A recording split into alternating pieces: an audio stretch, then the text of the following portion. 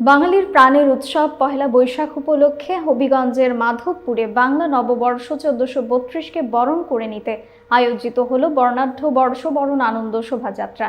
রোববার সকালে মাধবপুর উপজেলা প্রশাসনের উদ্যোগে উপজেলা চত্বর থেকে শোভাযাত্রাটি শুরু হয়ে শহরের প্রধান প্রধান সড়ক প্রদক্ষিণ করে একই স্থানে গিয়ে শেষ হয়। বিস্তারিত থাকছে নাহিদ মিয়ার প্রতিবেদনে।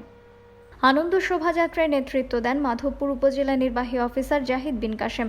এছাড়া অংশগ্রহণ করেন সহকারী কমিশনার মুজিবুর ইসলাম, থানার অফিসার ইনচার্জ আব্দুল্লাহ আল মামুন, সরকারি বিভিন্ন দপ্তরের কর্মকর্তা কর্মচারী, জনপ্রতিনিধি, শিক্ষক, শিক্ষার্থী, রাজনৈতিক দলের নেতৃবৃন্দ ও সাধারণ মানুষ।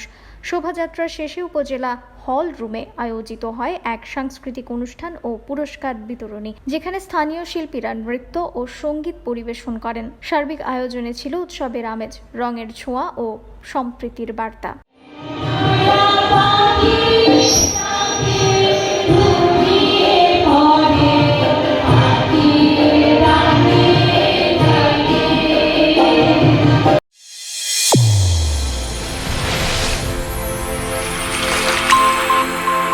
চ্যানেল A1 হৃদয়ের স্পন্দন।